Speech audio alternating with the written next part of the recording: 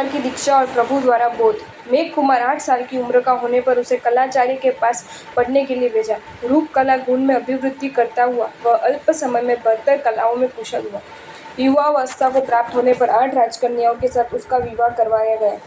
सौंदर्यवती 8 रमणियों के साथ वह स्वर्गीय सुख का अनुभव करने लगा। एकदा समग्र जीव सृष्टि पर करुणा की वर्षा करने वाले तीर्थपति प्रभु महावीर राजगृह के गुणशील उद्यान में पधारे। मगधपति राज परिवार के साथ बड़े उल्लास भाव के प्रभु के दर्शन करने गए। प्रभु महावीर ने अमृत वृष्टि सरीखी मधुर देशना दी। अनेक आत्मा प्रतिबोधित हुए। मेघ कुमार भी वैराग्यवासित होकर सर्वव्रती धर्म स्वीकारने के लिए तैयार हो गए। मेघ कुमार ने कहा, भगवान, मुझे संसार सुख कड़े लगते हैं, आप मुझे अक्षय सुख दिलाने वाले संयम दान दीजिए। प्रभु वीर बोले, जहाँ सुहम देवाण प्रिया माँ पड़िदम करे, अर्थात जैसा सुख हो वैसा करो, शुभ कार्य में विलम्ब मत करो। धारिणी सूत राजभवन में आकर माता और पिता के पास संयम ग्रहण की अनुमति चाहते हैं। पुत्र की बात सुनकर धारिणी रानी मूर्छित होकर गिर पड़ी। महाराजा के दिल में भी पुत्र वियोग का दुख उभर आया। शीतल जल के छिड़काव से और मंद मंद वायु की लहरों से रानी होश में आई। तब आंसू बहाती आक्रंद करती हुई कहने लगी, बेटा, तू मेरा इकलौता पुत्र है, तेरा वियोग में एक क्षण भी नहीं सह पाऊंगी।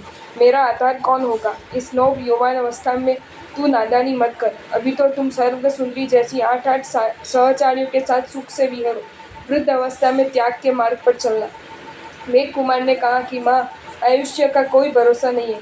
मृत्यु कब आएगी इस बात को मैं नहीं जानता हूँ। कल किसने देखा है, इसलिए मैं आज ही संयम लेना चाहता हूँ। मेघ की 8 पत्नियां विलाप करने लगी कि प्राणेश्वर, हमें बीच भंवर अनाथ छोड़कर जाना ये सज्जन की रीति नहीं है। मेघ कुमार पत्नियों को समझाते हुए बोले कि देवियाँ, इस संसार में जन्मधारी प्राणी मात्र जन्म, जरा, रोग और मृत्यु के दुख से ग्रसित है। अगर तुम मृत्यु से मेरी रक्षा कर सको तो मैं यहाँ रहूँ। काम भोग के सेवन का परिणाम दुखदायी है। काल राजा की पकड़ से कोई किसी को नहीं छुड़ा सकता है। अतः मैं मृत्यु पर विजय पाकर कालजयी बनने के लिए जाना चाहता हूँ। सभी प्रयत्न विफल हुए। तब माता पिता ने संयम की अनुमति देते हुए कहा कि पुत्र, पहले हमारी एक इच्छा पूर्ण करो, बाद में तुम संयम पथ पर जाओ। हमारे देख लिया कि तुम्हारा वैराग्य प्रबल है, हमें तुम्हें रोकने में असमर्थ है, मगर एक दिन के लिए हमारी संतुष्टि खातिर तुम राज सिंहासन स्वीकारो, एक दिन के लिए राजा बनो। मेघ कुमार ने मोहन रहकर स्वीकृति दी। महाराजा ने बड़ी धूमधाम से मेघ का राज्याभिषेक महोत्सव मनाया।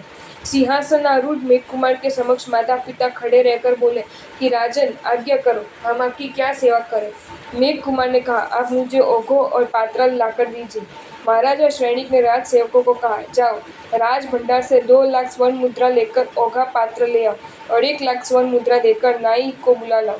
तत्पश्चात महाराजा श्रेणिक ने सुंदर सुशोभित पालकी तैयार करवाई। धारिणी माता, धाव माता आदि स्वजनों के साथ मेघ कुमार पालकी में बैठे। मधुर वाद्यों की सुरावली बजने लगी। 1000 पुरुषों ने अपने कंधे पर पालकी उठाई। चतुरंगी सेना और विशाल राज परिवार के साथ मेघ कुमार गुणशील उद्यान में आए। प्रभु महावीर को वंदन नमस्कार करके महाराजा ने कहा कि प्रभु, मेरा पुत्र मेघ कुमार संयम अंगीकार करना चाहता है, इसलिए मैं आपको शिष्य रूप में अर्पण करता हूँ। मेघ कुमार ने स्वयं पंचमुष्टि लोच किया, कीमती वस्त्र अलंकारों का त्याग करके मुनिवेश धारण किया। प्रभु महावीर ने मेघ कुमार को संयम का दान दिया। विविध आचार, नियम एवं शिक्षा ग्रहण करने हेतु स्थविर मुनिवर को सौंप दिया। उसी रात मेघ मुनि के लिए भूमि शयन का प्रथम अवसर था। सभी मुनिराजों ने संयम पर्याय के क्रमानुसार शैया बिछाई। मेघ मुनि की शैया सबसे अंत में द्वार के पास थी, परंतु न था कोमल बिछौना और न था मुलायम ओढ़ना। मुनि को रात भर नींद नहीं आई। रात्रि में सभी मुनिराज लघु नीति, बड़ी नीति आदि के लिए उसी द्वार से आवागमन करते रहे। इससे मेघ मुनि को उनके पैरों की ठोकर लगती रही। बात धूलि मुनि के शरीर पर गिरती रही। मेघ मुनि सोचने लगे कि जब मैं राजभवन में था तब ये मुनिराज मेरे प्रति कितना आदर भाव रखते थे और आज बार बार ठोकर मारते हैं। दीर्घ काल तक ऐसा दुख सहा नहीं जाएगा। इससे तो अच्छा है कि रात्रि जैसे जैसे पसार करके सूर्योदय होते ही प्रभु को वंदन करके ओघा मुपति वापिस लेकर मैं राजभवन में चला जाऊँ। इस प्रकार अर्थी में मुश्किल से रात्रि पसार की। सूर्योदय होते ही मेघ मुनि प्रभु के पास पहुंच गए। सर्वज्ञ, सर्वदर्शी, अंतर्यामी प्रभु ने मेघ मुनि को कहा, वत्स, मैं जानता हूँ कि तुम किस लिए आए थे। मुनियों के चरण की ठोकर से तुम्हारा मन विचलित हुआ है। संयम छोड़कर तुम राजभवन में वापस लौटने का विचार कर रहे हो। वत्स, क्या तुम अमृत का आस्वाद छोड़कर जहर पीना चाहते हो? संसार परिभ्रमण काल में प्रत्येक जीव अनंत बार छेदन, भेदन, ताड़न, तर्जन करता है।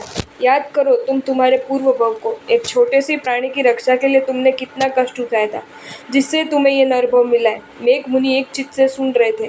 प्रभु ने कहा, इस भव से पूर्व तीसरे भव में तुम वैताड़ीय पर्वत की तलहटी में सुमेरु नामक हाथी थे। तुम 6 दंडशूल वाले एवं 7 हाथी की ऊंचाई वाले थे। शरीर का वर्ण श्वेत था। 1000 हाथिनियों के तुम स्वामी थे। कोई एक राजा की तरह तुम सुखपूर्वक समय बिता रहे थे। एक दिन वन में भयंकर आग लगी। सभी प्राणी अपनी जान बचाने के लिए भाग दौड़ करने लगे। दावानल की गर्मी से बचने के लिए तुम भी भागे। अग्नि के ताप से संतप्त और तृषा से व्याकुल होकर तुम एक सरोवर में गए। वहां पानी थोड़ा और कीचड़ ज्यादा था। तुम दलदल में फंस गए। जैसे जैसे तुम बाहर निकलने का प्रयत्न करने लगे, वैसे वैसे तुम ज्यादा अंदर फंसते गए। उस समय तुम्हें ऐसी निस्सहाय अवस्था में देखकर तुम्हारा शत्रु, एक नवयुवान हाथी बैर की दुष्ट भावना से वहां आया। क्रोधित होकर उसने तीक्ष्ण दंत प्रहार से तुम्हारे पर हमला करके तुमको घायल किया। ऐसी असह्य पीड़ा को सहते सहते तुम तड़पते रहे। अंत में 120 वर्ष की आयु पूर्ण होने पर तुम्हारी मृत्यु हुई। दूसरे जन्म में तुम विद्यागिरी के निकटवर्ती वन में सुमेरु प्रभ नाम के हाथी हुए। तुम 4 दंतशूल वाले थे। शरीर का वर्ण लाल था।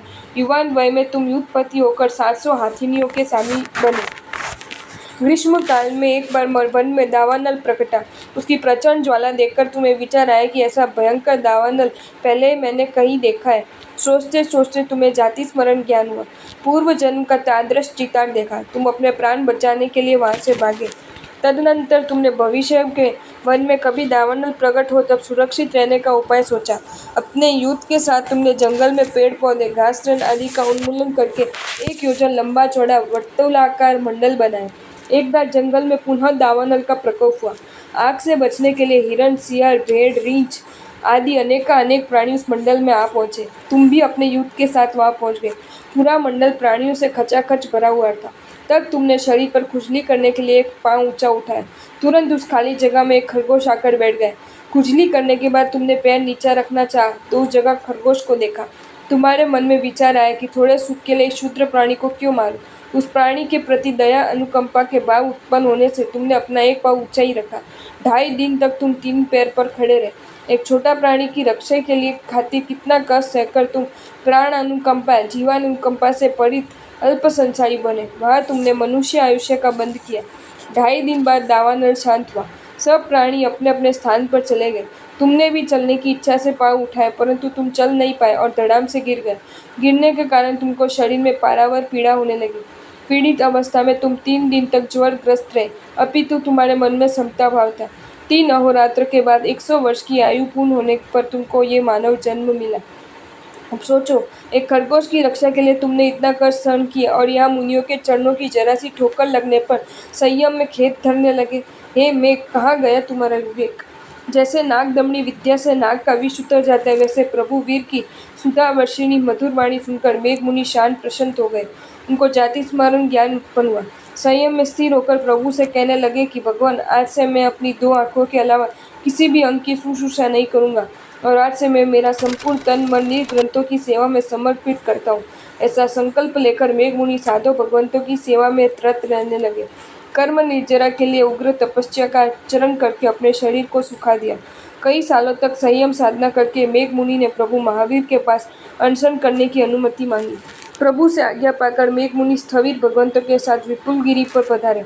वहां शिला पटक पर दर्भ का संधारा बिछाकर आलोचना प्रतिक्रमण करके अनशन अंगीकार किया। 1 मास का अनशन करके समाधि भाव में रहते हुए आयु पूर्ण होने पर मेघ मुनि विजय नामक अनुत्तर विमान में एकावतारी देव बने। देव भयो की आयु पूर्ण होने पर वे महाविद्य क्षेत्र में जन्म लेंगे। वहां संयम अंगीकार करके सिद्ध मुक्त होंगे, सर्व दुखों का अंत करेंगे। आपको ये वीडियो अच्छा लगा हो तो इसे लाइक करें और शेयर करें और ऐसे ही नए नए वीडियोज़ देखने के लिए सब्सक्राइब करें हमारी channel Jain facts and stories को।